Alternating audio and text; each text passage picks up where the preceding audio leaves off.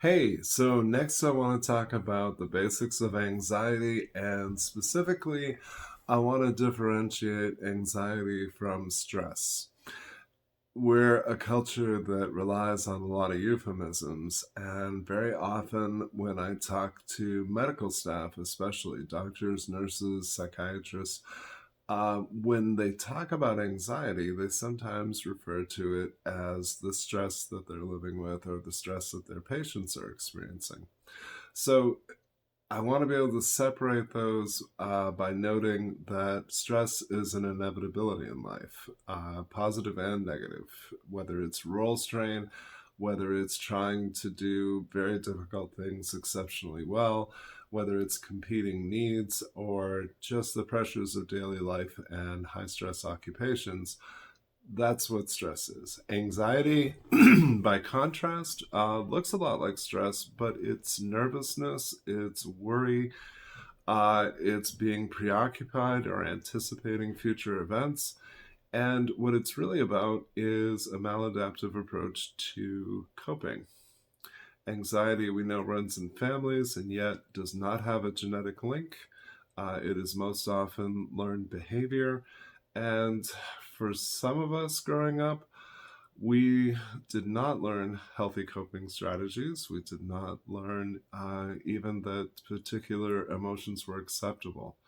Most notably, a lot of the folks that I've served over the years see anger as unacceptable. They see it as something that doesn't feel safe to experience, even.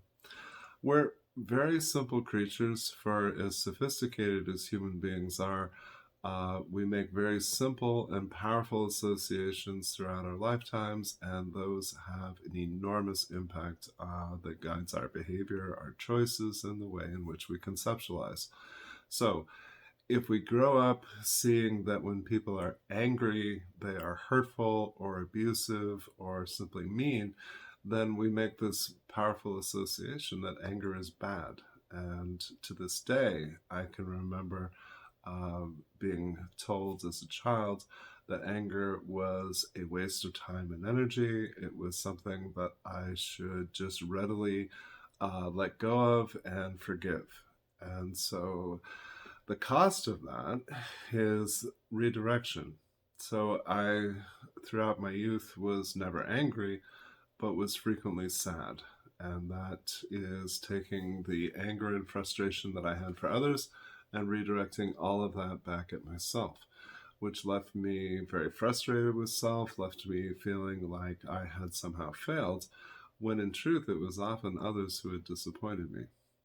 So, anxiety is the result of trying not to feel what we authentically feel. And there's two levels to this. When we don't express our true feelings, that is limiting. But when we try not to feel them, that is potentially debilitating. And we end up stuffing emotion. We end up displacing and avoiding. And these are, of course, very unhealthy habits, but they leave us preoccupied, they leave us anticipating future events, and they leave us typically seeking control over things that we really can't control. Sometimes in the workplace, we refer to a person as being a control freak. And I can assure you, a person who is preoccupied with control is a person who is very much afraid. Um, Whereas fear tends to be specific, anxiety generalizes. So when we ignore our fears, we know that they grow, but what we don't tend to think about is that they expand. So what started out as something very, again, very specific, the easiest example, I worked with a client who, as a child, was attacked by a very large dog. She avoided dogs at all costs. And so something that was specific to a large aggressive animal became so general that even a small lapdog would be terrifying to them.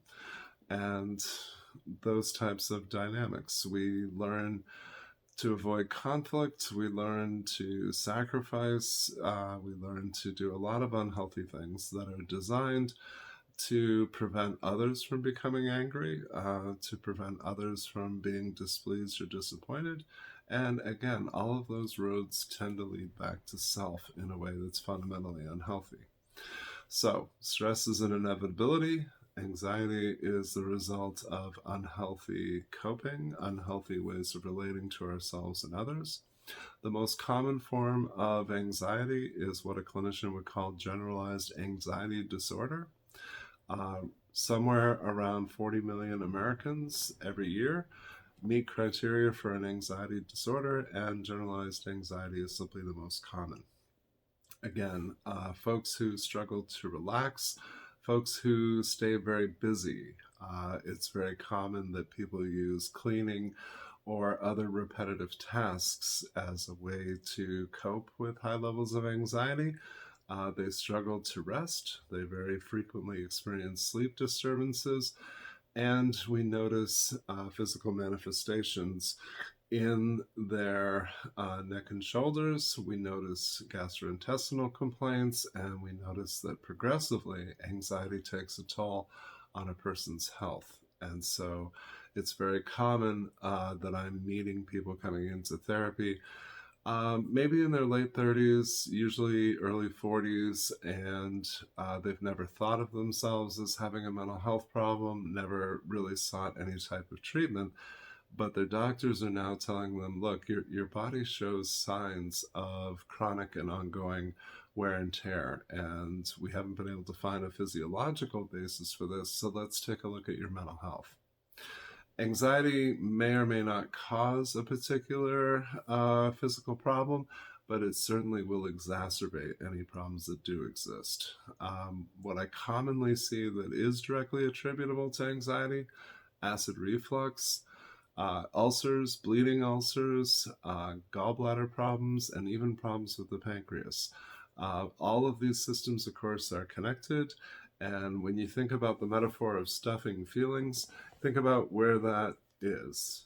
That's on a gut level, that's starting from here down, right? So the ongoing wear and tear is something that we can't deny, but too often we only begin to address it when it turns into a serious physiological problem.